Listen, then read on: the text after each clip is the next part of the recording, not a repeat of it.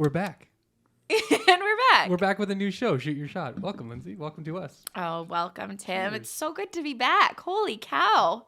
Holy cow. It's been a while since the last podcast we did together. This one is a video and audio podcast. If you're joining us on YouTube, hello, you can see us. If you're joining us in your car through audio, hello, you can't see us. Hello. You can hear us. We sound This great. is us in your ears. We sound great. And you should probably tune into the YouTube show. The YouTube show, I gotta say, looks super dope.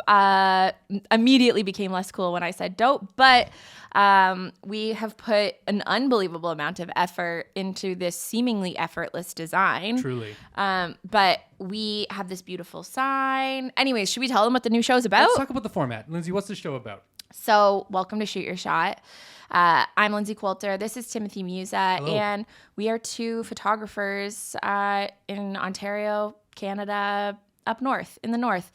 And we are here with a brand new show. And that show basically is a call-in style radio podcast where you call in, send us a voice note or a DM as a photographer with your problems. So if you're a photographer and you have questions that you need solved in your business and you're like, I'm just not getting them.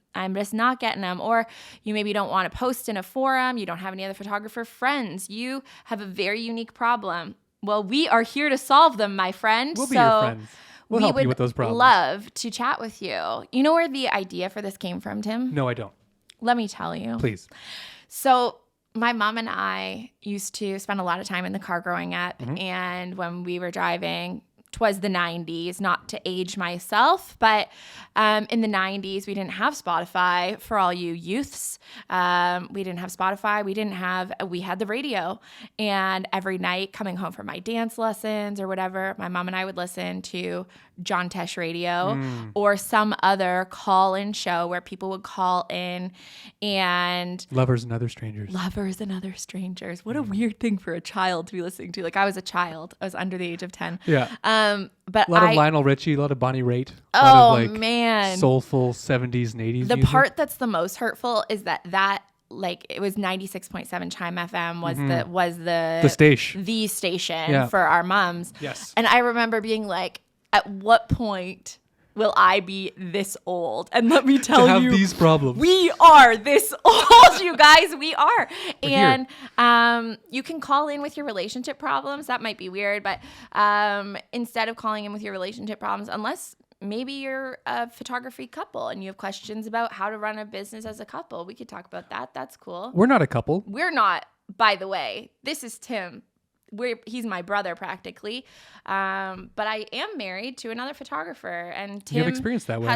and Tim has a long-term partner. I also who feel like I'm married to Taylor Jackson in some ways. So feels like we all are. it's kind of a throuple. It actually is. It's really nice with Kelly. Yeah. Quadruple. Longest winded answer for how this all started. And Shoot Your Shot, kind of just like we want you to call in and shoot your shot. It might feel a little bit nerve-wracking. It might feel like you're sliding into our DMs at times, and we love that. We welcome for you. We do. There are certain kind of messages we don't welcome. You can imagine what they are. They are this color, which is purple and shaped like an eggplant. We don't want those in our DMs. No, But thank you. anything else, any other chit-chatty question that you have about your photography business. Tim and I have been in business, if we were to add these things up, for over 25 years. We're not that old. You should watch us on the video. If you're not, we look so good for our ages. Very young. Not just the lighting So here. youthful. So youthful. So moisturized. But we've been in this industry. I started my photography business 10 freaking years ago. Unreal. While I was still in university. When did you start? 2015. But I shot my first wedding in 2010. 10 was my first wedding. I didn't know what I was doing. Wild. And also, wild. you've been in like commercial video production. Oh yeah, I worked in TV for a while. Worked in TV. Yeah, So we have some experience. we got some time under our My belt. other thought is, and I'm like totally throwing this Please. idea out there. For Before we Tim. get to the first call, what's your Yes, idea? Tim maybe has not even heard this. If we are stumped, I feel like we should phone a friend. Oh, it'd be great. Don't you think that'd be fun? We have some friends in the industry. They're Yeah. pretty cool people that have different experience than we do. You know, if you call us with something and we are stumped, we will phone a friend. Call someone we know who can solve the problem for you. That's we'll a great all idea. learn together. I love it. That's my thought. Okay. Okay, so First up, who do we have? We have an anonymous photographer. Again, you're welcome to remain anonymous. Yeah. Should you wish to? Should it's something maybe a bit more personal, or you just don't want to have your name out there? If you want to throw us your hashtag, your @ symbol, your @ symbol. What am I, 40? Your Instagram handle. Your account, yeah. We'll happily include that in the thing to get some shameless promotion, because who doesn't love that? For sure. So if you want to be like, what's up? I'm Lindsay Coulter at L Coulter Photo. I live in Waterloo and I'm a wedding and portrait photographer. And here's my question. By all means, give it a go. Keep in mind, your clients may or may not be listening to it. So if you would like to be anonymous, we respect that choice and we Totes. will do that. So if Totally you want to do totally. that, then just say, what's up? I'm a portrait photographer and here's my problem. And I'm going to call you something like Sleepless in Seattle then. We'll come up with a fun name for you. Yeah, you're gonna number be 1. Sleepless. Let's go. Hey, Lindsay and Tim. I'm a wedding photographer, and I'm just wondering, how do I stop people from ghosting me? You know, they'll reach out, they'll send me an email, and I'll send them my pricing, but then I don't hear back. Do you have any tips on how to bring in those leads after they fill out your contact form? Thanks. Great question. Excellent question. Extremely topical. We often get ghosts. I get ghosted Getting sometimes. ghosted right now. Yeah. As we Currently speak, being I'm ghosted. you know? So you're not alone. This is a Oh, common man. practice. I feel like some people, not all people, don't see you as a human being. They see you as a sweater on a shelf, maybe Totally. sometimes. And that's not everyone. That's just the way people shop these days. Yeah, I think it's interesting. Okay, first of all, I'm going to call this caller Ghostbusters. Ghostbusters. Great. Because that's what we're going to do today. Wowzers. I wish that I had a magic potion to end all ghosting. First of all, I feel like ghosting started in like the relationship world, right? So if you're like listening to this and you're like, what's ghosting? Well, I feel like you are blessed. Ghosting essentially is when you have what you think is a good conversation and you feel like you have a good rapport, and then that person disappears Just doesn't say anything. like a ghost. Disappears. And I think that it's important to differentiate. So Ghostbusters was saying that, they reached out, then he responded, and then he got ghosted. So my first question would be, at what stage are we getting ghosted? Because if you feel like you're getting ghosted off initial inquiry, I don't know that we can call that ghosting so much as just disinterest. Yeah. I think that there are different levels of ghosting. If you have had a couple of emails back and forth, Sure. if your workflow is then to have a phone call with a client, If they're super excited to book with you. they're like, we're so interested, just Yeah. give us a couple of days, got to get some funds together, or I got to speak to my partner. Totally. Whatever. And then you never hear from them again. Oof, straight to my heart. Yeah. It hurts me to think about it. That's the saddest. It's so... You create a relationship with these people and you want them to be, in your calendar. You're also investing your time and you're like, so Tim and I are wedding photographers.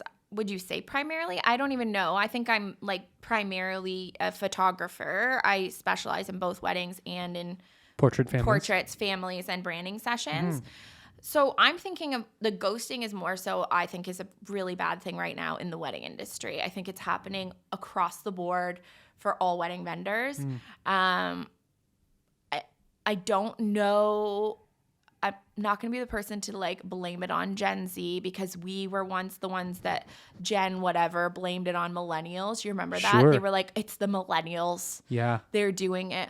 But I do think there's something, I'm not blaming it on Gen Z, but there is something in the Gen Z water where maybe it's also the product of the last couple of years that we have had, where people haven't had to see people face to face so much. Yeah. So there's a lot of like email communication and phone communication and maybe a Zoom call, but we're not really meeting with clients You're in saying that person. the process is a lot less personal. Yes. So Yes. it's depersonalized. Maybe they just don't know how to communicate that they Yeah. like. I'm thinking of when I was dating, right? It's been a minute, but when I was dating and I got ghosted, Yep. it happened, every once in a while. People just they don't have the capacity to tell you how they're feeling, right? In the business world, we try to not take things personally. No. I assume they don't have the money. They found somebody that they liked better after me, whatever it is. But when you're dating, it's so much more personal. You're like, oh, you don't like me? Me as a person. Yeah. So I think the first thing is we got to remove our own ego Sure. from this situation as business owners, right? Like, it's not personal, but it's it's good to find out why, right? You yeah. want to know where that client went. Why they no longer in your You inbox? don't want me? You don't want me? What's wrong with me? I want you. What know? are some strategies you've used recently or in the past to prevent ghosting?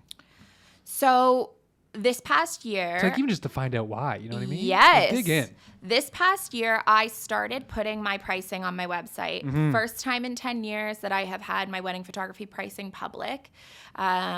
I have a new website with Focal, phenomenal, love them. And because I'm with Focal, where if you're a photographer and you're unfamiliar with Focal, basically you are listed on like a marketplace. So in order to be listed in the marketplace, your pricing has to be public because Right. you're comparing apples to apples, essentially. Having my pricing public has led to a lot less inquiries, but far better conversations once I am having them, because no longer can people say, oh, the pricing is more than we thought, because I'm like, well, it was there. You saw it. You saw it. To get to the contact page, you must go in to the order pricing. to get to me Yeah. here, you saw that there. Which might be the reason why this person is being ghosted, is because It the initial totally could email be. sent out could be a, great, your date's available on my calendar. Here's my packages. Let me know what you think. And a lot of couples in the past, that's been a big barrier, and that's been the point where For they say, sure. "Oh no, not for me. I thought it was this much. I thought there was this much value attached. No bueno." So that could be that's a Yeah. very good point. That could be the starting point is, does your website represent the pricing that you're offering? Mm-hmm. And it doesn't just mean that your work actually doesn't look like it's as expensive. Sometimes it's the other way around. Yeah. Like your work looks more expensive and then your price is so low that people are like, woof, There's a mismatch here. what's going on here? Yeah. Something must be wrong. Something's broken. Why are they charging so little, even though their quality of work looks Right. so high? And I've had people tell me that before Yeah. when my pricing wasn't public. They were like, we're confused. I'm like, bless your heart. Immediately you're paying more, But Yeah. having your pricing public immediately starts the conversation off in a way that people aren't feeling embarrassed to reach out, and then embarrassed to say, oh my gosh, here I was thinking it was going to be $2,000 and it's $6,000. Like, it's just an embarrassing Sticker thing. shock can be right? embarrassing for Yeah, some it people. could be embarrassing. So,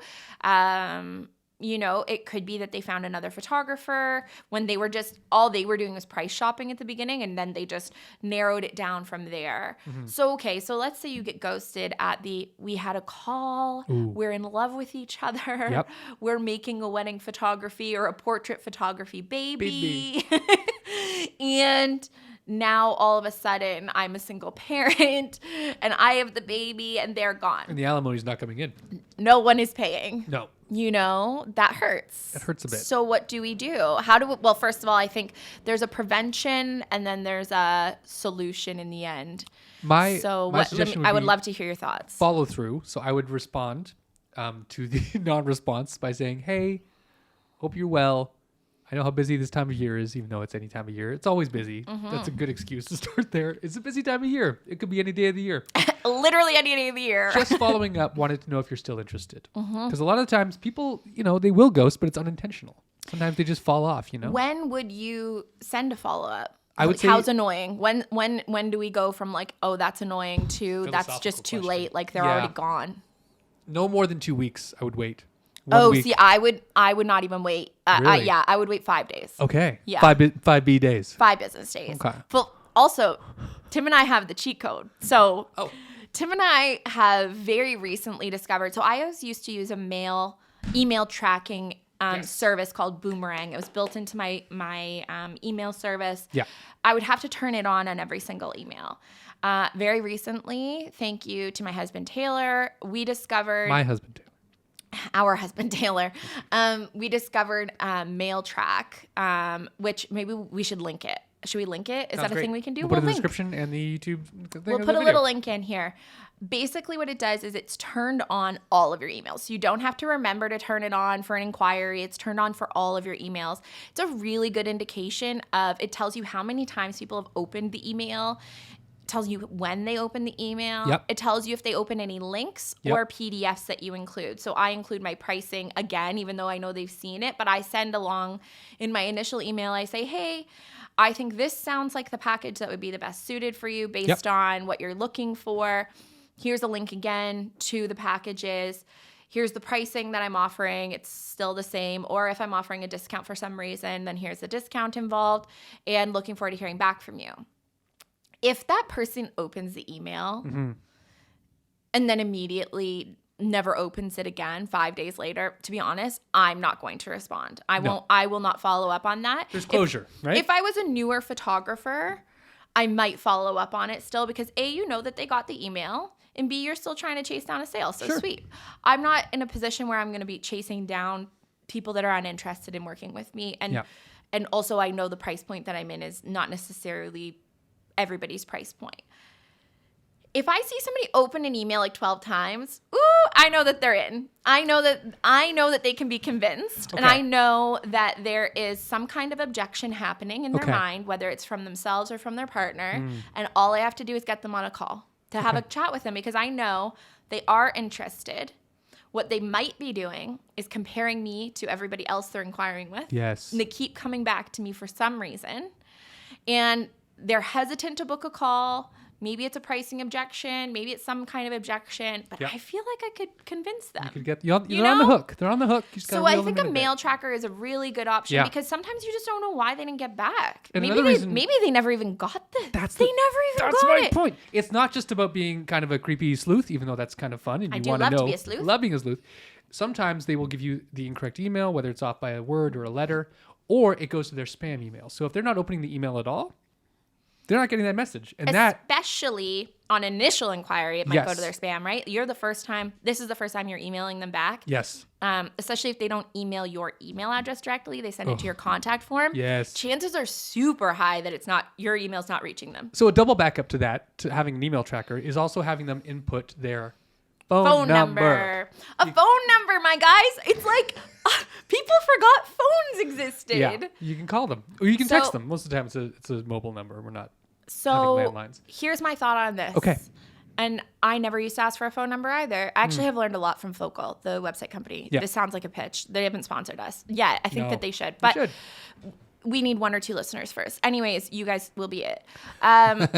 One of the amazing things that Focal has shared with myself and every other photographer on their platform is that email responses, so my first initial response that are followed up with a text message, receive a 65% better response rate. 65?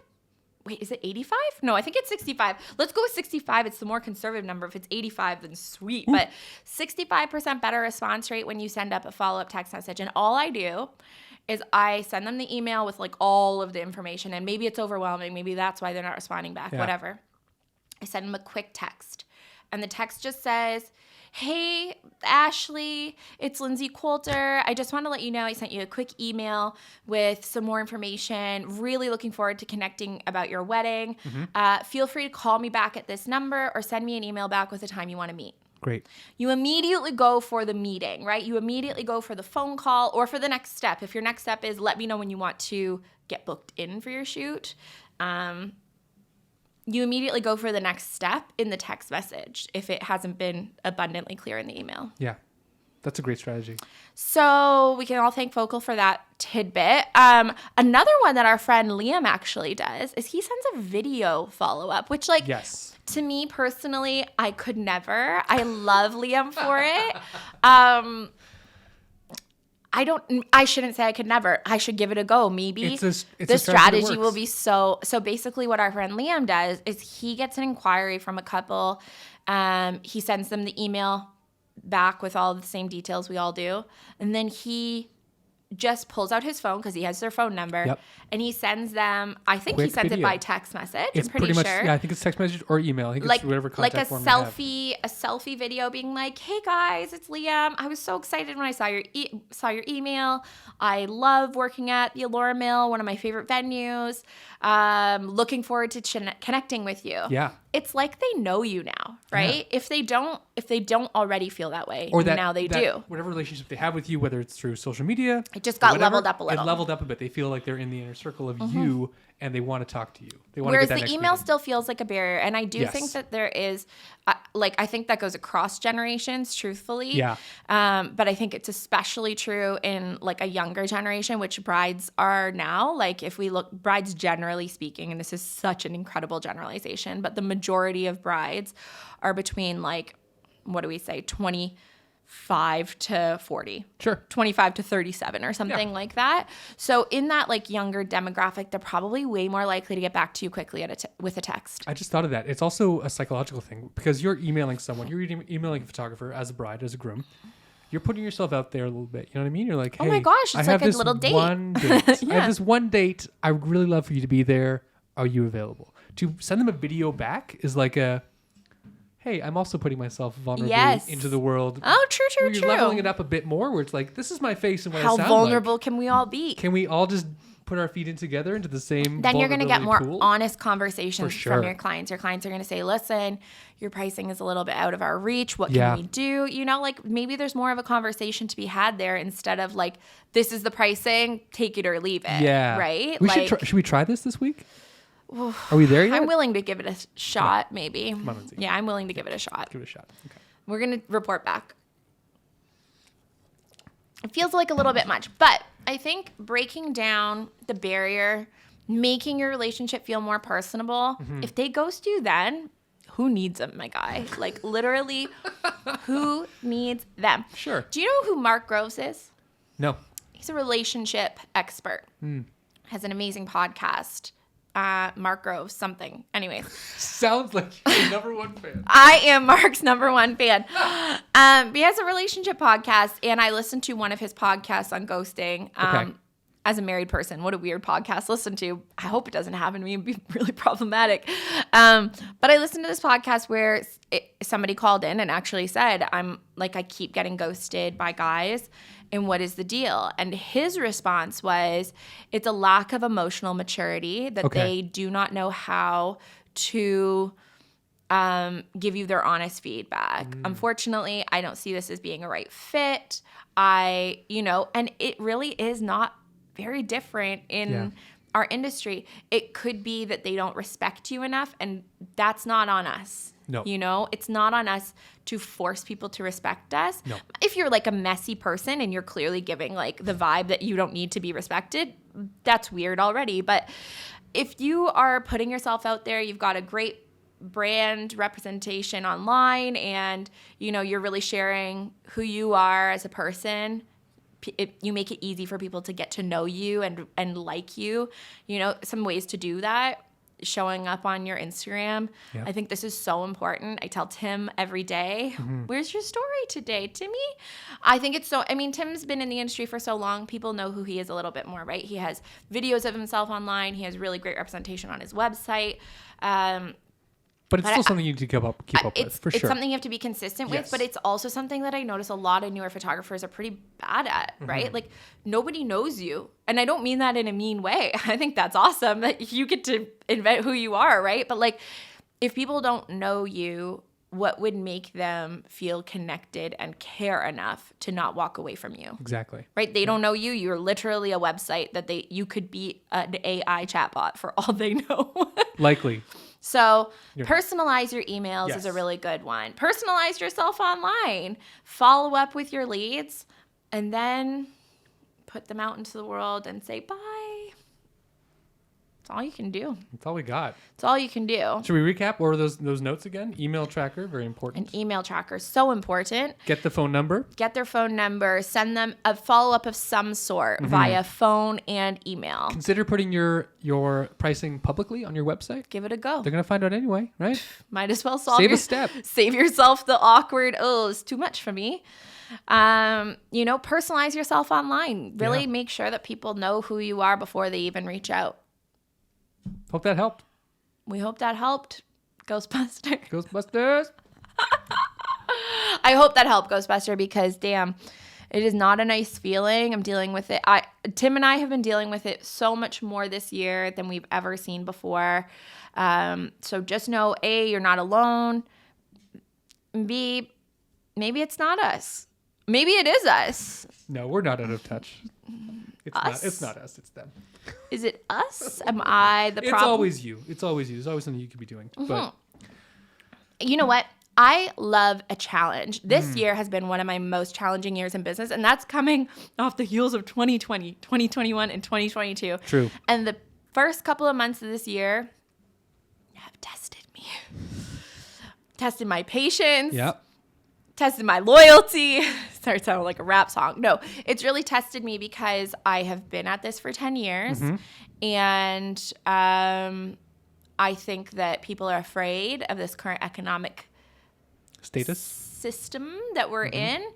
People are very afraid of the economy falling apart, which, you know, may or may not. What do I know? I didn't think COVID was going to happen, but here we were. Russia. Chinese weather balloons. UAPs. We're turning this into a This is not a paranormal true crime podcast. Yeah. I think people are nervous. I Yes. think people are nervous to spend money on luxury items, Yeah. which photography is, as much as I'd like to believe, an essential service. Weddings are. You know, like it's a luxury to have family photos done. It's a luxury to have a great wedding photographer. It's just a luxury to, especially to hire us out as far out as we used to see. So people used to hire wedding photographers 2+ years out. And we didn't see that over the last couple of years. So now we have this weird lull of 2023 where the clients are just different. And I wouldn't say harder. I think it's just that we dealt with, I'm speaking totally for myself, I had the same kind of client for many years. And now I'm just having to work a little bit harder. Maybe there's more photographers out there. There's just more options. I'm also at the highest price point I've been at in 10 years. So you're not alone in feeling like it's kind of a challenging year. I was telling you I was on Reddit the other day, Yeah. and there's literally a post about this exact thing from, I'm pretty sure it was a DJ, or maybe it was actually, no, it was a wedding photographer because it was on the Wedding photography thing.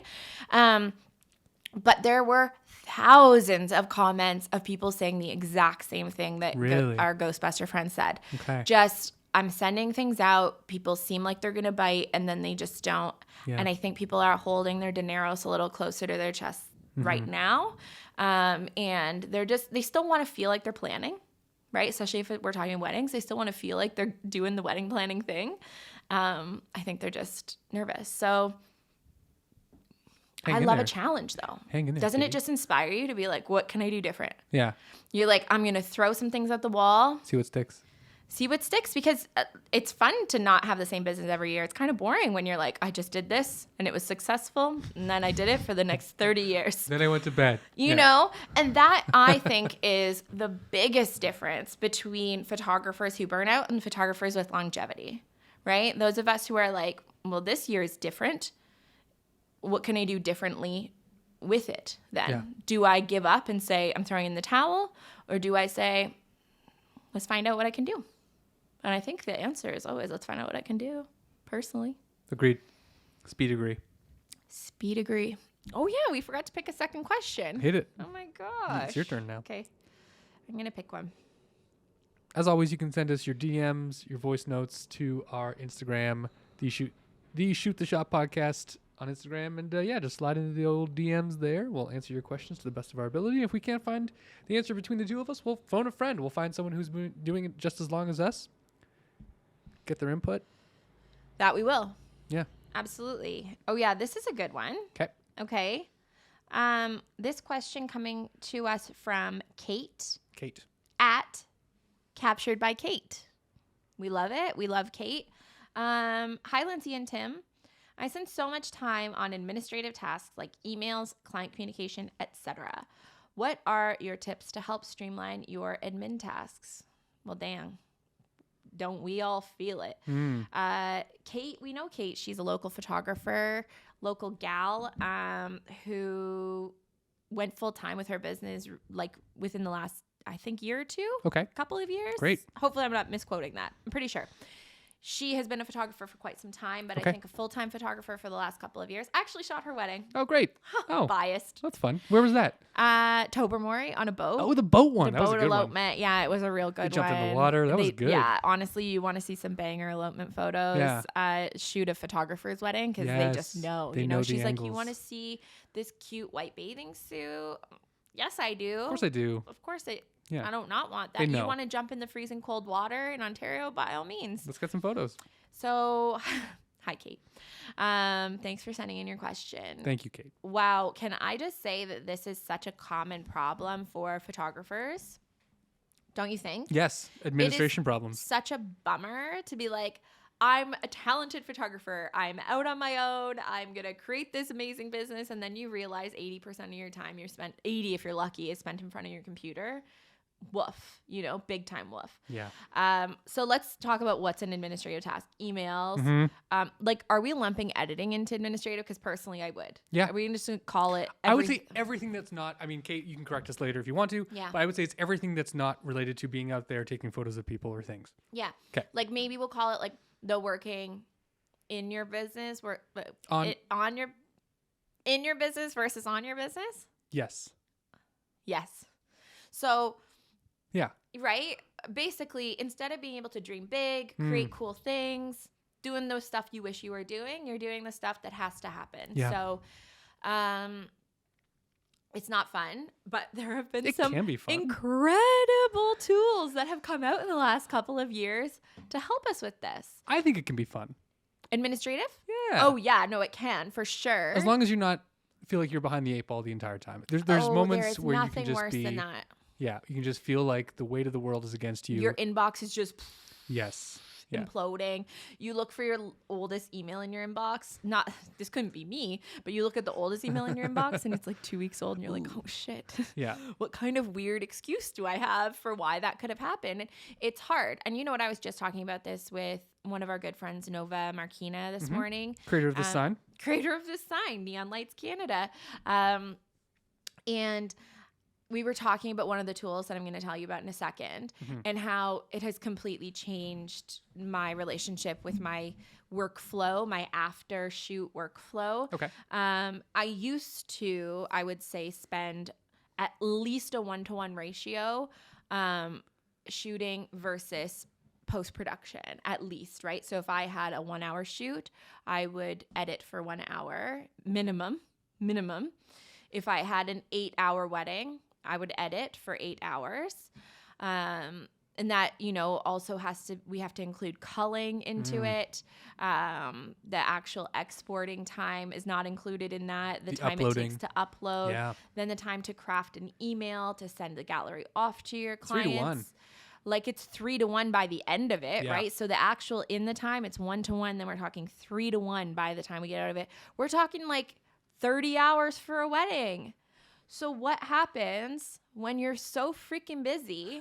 Like my fall, I don't know about you guys, but my fall is like the absolute busiest time that I have in my business. Absolutely. And that's when I get the most behind on admin tasks like emailing, meetings, sending out, you know, I like to send out guides to my clients, to sending out like how to dress for your shoot and getting Yes. ready. And those are also the things that help minimize the number of emails that I have. But if I haven't sent them out, you know you're going to get more emails being like, hey, what do we wear to our engagement shoot? And I'm like, fair. I didn't send that, did I? So it's just this pile-on effect of, it sounded like I said pylon. Huh. Pile-on effect. I get it. Where, okay, so say Saturday is shooting 10 hours. Yeah. You know, we'll say minimum probably 2 hours of driving / sitting in a parking lot waiting to start, right? So you're talking a 12-hour day. No chance you're really doing much that day. Administrative wise, maybe if you're a lunatic like some of us are, you wake up in sheer terror and anxiety at 6 a.m. and answer some emails because you're like, I'm freaking out. I'm so behind. Sunday, I spend the entire day either shooting family sessions, engagement sessions. I usually spend almost all day Sundays working. Monday or Tuesday, I try to take a day to like just exist as a person. and Inevitably, though, you end up answering a few emails. you end that up day. answering a few. You're just like piecemealing away Yeah. at some of your admin tasks. And then I'm usually shooting stuff in the studio, shooting Yep. stuff out on location, which takes time away from me in the office. At the end of that, doesn't really leave you with a whole lot of time No. to actually do the stuff that has to happen in order to deliver a great client experience. Yeah. Right? So that was a really long-winded way to say it's hard. We get it, Kate. We We- understand. Super get it, but there are solutions. Many solutions. So many solutions. So let's start with email. I think email is the biggest one. Great. Template your emails. Template your freaking emails. From the first, so every single email you send to your clients, probably They're pretty much the same. you're going to send that same email, like at least a variation of it, Yes. thousands of times in your career. So look at the emails that you're sending the most frequently and come up with a really good template. Change out their names, change out their locations, dates. and personalize it in Specific, some way. yes. Like I leave a line in every email template for some level of personalization. Yes. I'm so excited for this venue. I absolutely love that area in the fall. I love the idea of doing a shoot with your dog, whatever it may be. I like to say, what made you choose this venue? oh, ask a question you of ask a them. question. Yeah, to get the dialogue going. I usually ask a question at the end of my template, which Okay. is like, something along those lines of Yeah. like, something personalized to the type of session that they're having. Yeah. An email template for everything, for almost too many things. And Tim and I aren't CRM people, are we? I'm a CRM person. You're a CRM. Oh, baby. Oh, I'm yeah. sitting in the room with a CRM person. Questionnaires. I had Automated no invoicing. idea. No, oh no, I technically did. No, I did. You No, do I forgot. use the CRM, I technically. do use the CRM. I'm talking an extreme CRM. Oh, no. I'm not like Dubsado extreme. Honeybook. Woof. No. Things are We linked. just immediately took any sponsorship opportunity that we might have had, God. and we were like, never. Listen, we can be swayed. Listen, we could be bought. No, Yeah. okay. No, but, I lied. I do CRMs use a CRM. I you use do. Focal. You do. I use a mini CRM. Okay. I So am CRM the same as stands you. for customer. Do you know? No, I don't actually. Management. There's an R word in the middle. Relationship management. Relationship management. I knew that. And I use Pretty the sure. one that is embedded within PixieSet. All of my stuff's through PixieSet. My website's through PixieSet. They're not a sponsor. All my galleries wish. and my CRM. So all my invoicing, my contracts, my questionnaires I send to my couples about a month from their wedding date, as well as the galleries I deliver things on, including video, are all through PixieSet. I found that the linking of one solid thing. You leaned in. You better hope that I their had to. servers are solid. No, Why not? I No, mean, they're great. I use And I PixieSet think- for my galleries. I love and respect PixieSet. And there's other CRMs out there that are like slowly building, piecemealing their way into building these Honeybook level of CRMs, like Focal. They're fantastic. They Focal built is out. fantastic, but one of the things that I guess I should give like some full transparency on Please. why I love Focal so much. So Taylor is a partner with Focal, so there's that. Yeah. That's how I got started with Focal, was because of Taylor, but also, and I have told this story a number of times. Just because Taylor's a partner doesn't mean that I immediately bought in. I actually very much did not buy in because I had 3 different websites. Yeah. On multiple different platforms. I had WordPress, WordPress, I had Squarespace. Squarespace. It was just a nightmare. Yeah. Still continues to be on the 2 that I still have on Squarespace. I never had a great way for inquiries to come in, and this all completely fell apart Yeah. last year. And it's always when you have no time for things to fall apart, right? Middle of wedding season. When was the last time your website failed? It's just when you have like not a moment to think about it. Yeah. So I found out that my email address was not receiving inquiries that were going into my inquiry form, which was a plugin on WordPress. And then one of my plugins on WordPress didn't update, and Right. it completely deleted my entire website. I remember that week. That was such a nice time in our lives. Yeah. Thank God For Focal. and for Focal, because first of all, there's no support at WordPress. No. If something goes wrong, you're hard pressed to get support at most of the other large. The larger ones websites. will not. Right, they're not Yeah. getting back to you. They have too much going on, and they're probably used to people asking some pretty dumb questions. So if you have an extraordinary circumstance like I had, they don't even know where to start. So they'll send you to an FAQ and you just get to remake your website on a moment's notice. And which I've is heard that Focal usually what happens. is fantastic at getting back their clients Fantastic. extremely quickly. Literally moments. Yeah. So I sent an email through my own channels. I didn't go through Taylor at first. I was like, hey guys, my website imploded. Help. I've been looking for a moment to change because I wasn't in love with my wedding website, which is my main website. Sure. I was looking for a way to change it, and I went to Focal. So Focal is an all-in-one booking platform. Mm-hmm. So it's this website booking platform.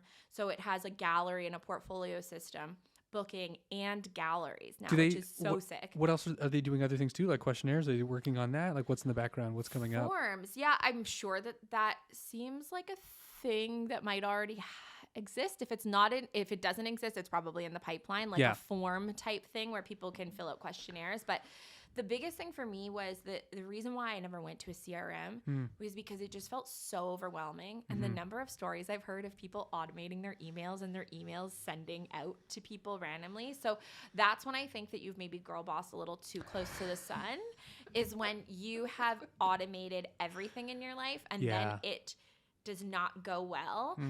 And you're sending out like, so excited for your wedding, and the person's wedding's in 2 years, immediately panic. There's like a level. Immediate panic. There's a level of automation you want to steer away from. Yeah, which is full. And I think also I like to provide a really custom service to all of my clients, and I like to get to know them. So it does mean like I want to see their emails coming in when they're asking certain questions, and I want to have like a little bit of a conversation with them to make sure. I remember these clients, and I remember their initial inquiry. If they said like, we're getting married after sunset and we have some questions about how that's going to look, I don't want to send them an email template about that very specific thing that just doesn't feel very personal. So I think there's a balance. Finding a CRM that works for you, and maybe your CRM is Google, right? Because that's what mostly my stuff is I use Excel sheets. Yeah, I use Google Sheets. I have a workflow tracker that I made, and honestly, it would probably make the Honeybook people just die inside to know that that's how I track my workflow, but it is, and that's what works for me. But I also have all of my bookings in one spot on Focal, which I think is really great to be able to see my inquiries come in one spot, and then they're also duplicated in another spot. There is so much here with this question. I'm like almost. Can we overwhelmed. read it again? I want to hear it. Hear it again. Make sure we're still on course for Kate. No, here. I think we are. We're still talking about administrative tasks like emails, client communication. Okay, good. So we're just trying to figure out like what are we haven't completely lost the plot. I think the main thing is finding a system that works for you and going ham on it. You know, just getting it to a position that feels so streamlined for you, but also feels like you as a person and feels like I can still personalize this. The thing that our clients want from us is to get back to them. Yeah. And I know that because You've experienced it. Have been a client that hasn't heard back from people, and that's really annoying.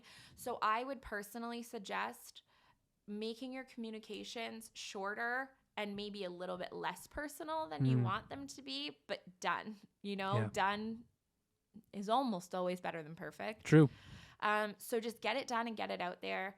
Some other like tangible things. I answer emails fully. Listen, don't hold me to this, but fully. I'll stop recording. Go on. To inbox 0 3 times a week. Okay. So the people that are in my inbox right now are like, ma'am. Tapping their feet. In an ideal world, I get to inbox 0 3 times a week. Okay. So that I know that people are not ever listening. I mean, like, obviously, there are going to be extenuating circumstances. People ask you a question. On a Friday afternoon. Evening. Of a long weekend, whatever that might be. Yeah. Or it just takes a lot of like mental energy that maybe I don't have to expend, or we're talking like you already heard me talk about the fall woof, In an ideal world, I do it 3 times a week, but I also figure out the time of day that I like to answer emails, and I answer them once per day. Do you answer emails? Do you have a specific time? What's your email workflow? I like to do morning emails. Okay. Yeah. Same. And then I'll swing back through in the afternoon in case someone's replied. Yeah. Samesies. So yeah, I would say I like to get through a chunk in the morning. Yeah. As much as I can, if it's not one of my inbox 0 days. Yeah. And and then do a quick pass through just in case it was somebody that I was like, do you want to have a call later? Something urgent. You know what I mean? Yeah. Yeah. So I think, finding a CRM that works for you. I think we should expand this conversation outside of email into editing workflow. For sure. Thoughts. For sure. Tell me your thoughts. Tim is a photographer and a videographer. So the man has so much freaking editing. It makes me die inside. Not anymore. Not anymore? Not anymore, baby. Not anymore. We are fully... I don't want to say fully. I never want to say fully. There's always a touch point. There's always a part of me into the visuals that I deliver for my couples. But I would say 90% of the editing I do is all outsourced to Imagine. They do culling now, which is great. I've not tried it yet, but apparently it's fantastic. And so for people that are unfamiliar, Yes, if they're yes. hearing this for the first time, Right. Imagine is spelled IMAGEN. If you're looking them up, you should be looking them up immediately, unless you're driving a car. Immediately, you're looking Pull them over. up right now. Pull Yeah. over. You know what? We'll sneak a little link in. Why we'll not? sneak a little link in It's all down below. to Imagine. So you use Imagine for everything. 90%. Yeah. I won't get into the details of why it's amazing, because you'll discover that for yourself. But it's amazing, and it's helped me completely I think you should get into turn the details. around. All right, we'll get into the details. Get into the details. You can upload all your photos, up to about 5,000 photos, I believe, to this service that analyzes the images you take in certain lighting situations and your editing style, and then it learns basically how you would edit these photos. And it's more than a preset. I think more- it's way more than a preset, yeah. super important for us to say that this is not a preset that you're slapping on your images No. in Lightroom and then just exporting. Like, absolutely not. It goes through all of the basic edits. So we're talking exposure, highlights, shadows, Thank you. whites, Curves. blacks, and white balance Yeah. and tones. So those are things that hopefully your preset is not touching if you have created your own custom preset. And it touches every single one based on how you've edited. Images So in the there's past. two different options. Yes. You can submit 5,000 images. So you can submit them one or multiple Lightroom catalogs of your previous editing. If you're like, yeah, I've got my editing dialed, do not mess with it. Then great, send them 5,000 images. If you are looking for some input, you need some help maybe with your editing, or you feel like your editing previously wasn't very consistent, which truthfully that's where I was. I felt like my editing was not consistent across the style. Same. So from weddings to portraits to whatever, I didn't feel like I had a consistent, I didn't move the sliders in the same way for every single shoot. Yeah. So I didn't know where to start, and I really wanted to get started with Imagine last year. So I actually just picked one of their creator profiles. So their creator profiles are like incredible photographers from around the world who have submitted their own images. They've submitted their 5,000 photos to create their own profile, and you can just use theirs and then add your preset on top of it. So Which is mine what we've still been doing. looks Yeah. like identical to the work I had before, but it's way more consistent, way more consistent than what I was doing before, because humans are humans, and we're editing at all different times of day in different lighting circumstances. In between emailing. Maybe I'm editing at the studio. Maybe Sure. I'm editing at home. If I'm editing at night, which like in Canada in the winter, it's night for half the day. Yeah. So chances are probably pretty good you're editing with like a weird light bulb beside you. So there's so much to it. And one of the reasons why I feel confident talking about like letting a robot edit for me, even though I know my clients hear me saying that, and I think a lot of photographers worry, like, are you gonna, so you're saying we've paid you all this money and then you just upload this and you just walk away? First of all, yes, I am going to do that. It's part of efficiency in business, and every single business finds efficiencies Yes. and finds ways to offer you the same or better service with less effort. That's Yeah. literally how businesses are run. And if you're a creative and you feel like that's weird, well, that's part of running a business as a creative, I think personally. That part of the reason why I don't feel bad about my clients hearing this is because my work has never been better. Yeah. My work is so polished, What do they care about? so consistent. They They want care their about- images to look great. They want them back fast. That's I can what that do both does. these things now. This is what Imagine does. So, Instantly. so look into them. You want They're- it right now? Again, not a sponsor yet, but look into them. They're a fantastic service. There's other ones out there like them, but I think for my money and for my experience, Imagine is the best. Yeah, phenomenal. We also do use, both of us use Aftershoot for culling. our culling. Yep. And it's funny, when you start getting into, if you haven't looked at AI yet, you're going to realize that these companies have all sort of started to do what each other does or try to do what each other are doing. Look into them all yourselves. I'm sure they're all doing a really great Sure. job. Yeah. Aftershoot started with culling, is now getting into editing. Imagine started with editing, is now getting into culling. There are other companies that do these things. These are just ones that we use personally. Yeah. Look at automating your workflow. And that, we said, start automating your email, start automating that initial sort of phase of things. Yeah. Then start looking at automating the back end of it. Absolutely. Which, Aftershoot, how Aftershoot works. So for culling, it looks at all of your images. So say you shot 800 photos in a session. Sure. It removes blinks.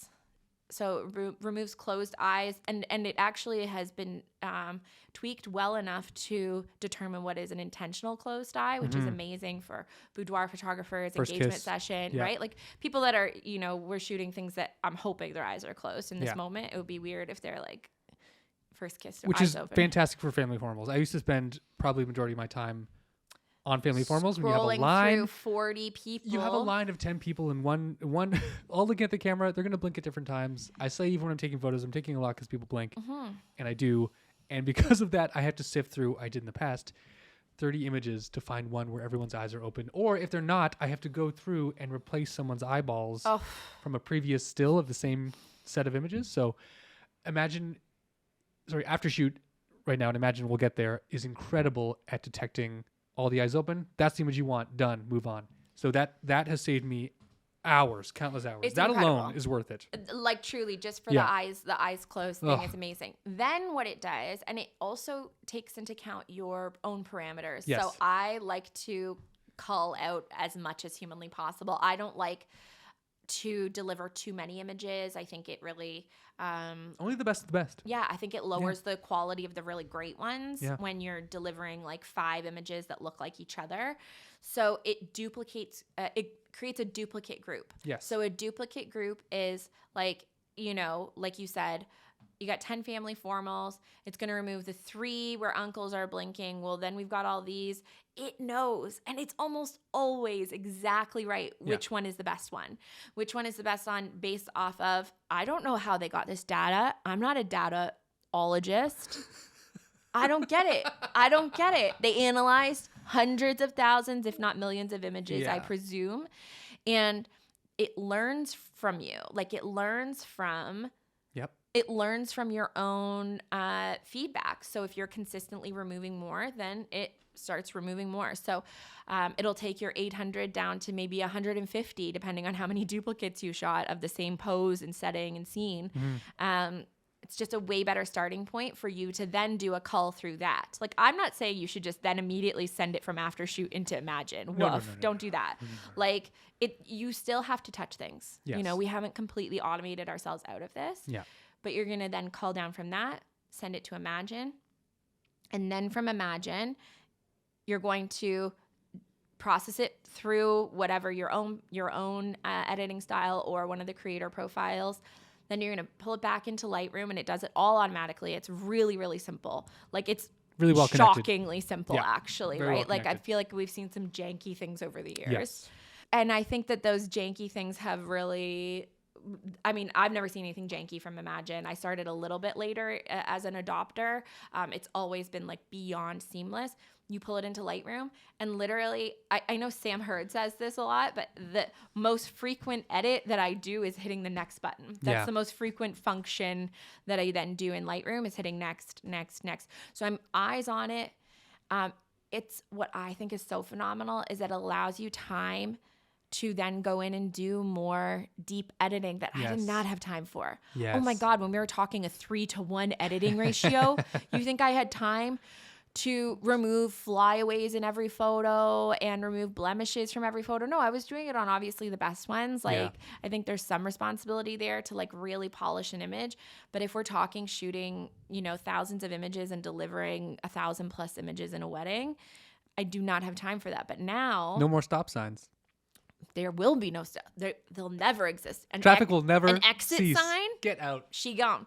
Beat So it. I think it's a win-win Yeah. for the Win-win-win. clients, for us. I think anytime you hear about a new automation, Yeah. it's worth it to look into. Absolutely. There's automations for social media. Like, we're big fans of Later, of scheduling your social media posts for the month on one day. What could be better? Then you don't have these like 3-month gaps where you just didn't post a single thing because Yeah. whoops, Oopsies. But Kate, I hope that answers some of your questions. CRMs, look into them because they're fantastically worth your time and effort, regardless if they do one thing really well or 5 things really well. If you can save 1 hour a week, 2 hours a week, that adds up at the end of the year. Editing, outsource as much as you can. It doesn't diminish you as an artist, as a creative. It's automation. It's there to help you. It does the same thing you do, just faster and while you sleep. Is that it? That's the points? Those are 2 points. Automate them all. Automate everything as much as you can. Find a balance, right? Yeah. You find that balance, and then you go full send Yeah. on your Making your email life templates. easier Yeah, and just I creating mean, more stuff. Yeah. I mean, good for you for even noticing it, right? Like, Yeah. I think some people, it takes a really long time for them Took me to a very long notice time. that, wow, I'm investing in the wrong freaking places, Yes. right? So good for you for a few years in to being full-time, couple years into being full-time, that you're noticing like, this is not an efficient way to spend my This time is in broken. my business. Yeah. That's the joy. I love that part of being a business owner, is when you find a problem, you get to fix it, instead of when you Yeah. were an employee, you find a problem and maybe 6 months down the road, they'll bring it up at a meeting again. Like, think of how long it would have taken if you had a 9 to 5 to be like, hey, We should get a new CRM. our or like- CRM kind of sucks, or our workflow is really bad. And they'd be like, oh, we'll table it. We'll talk about it in September. Or we've invested in this thing already, so we're going to ride it out. It's just so nice. You can move quickly, Mm-hmm. try out some trials. Do like almost all of them have free trials. Imagine I'll post a link that you'll get, I think 1,000 free edits, which is sick. So let us know how that goes for you. We hope that this year you get to spend more time on the beach. That's the goal. That's right? it. Is that not the dream? I think That's as the a wedding dream. photographer, you make just a bunch of money. You have a nice time. You get to take some nice pictures, and then you get to go to the beach. That's my dream. Yeah, Is that your dream? I'm there. I just want to go to the beach as much as possible while having a really fun time. To the beach. To the beach, baby. Lindsay, great episode. Cheers. Again, photographers out there, call in with your voice notes, DM us, the Shoot Your Shot podcast on Instagram, and we'll answer your problems. We will solve them all.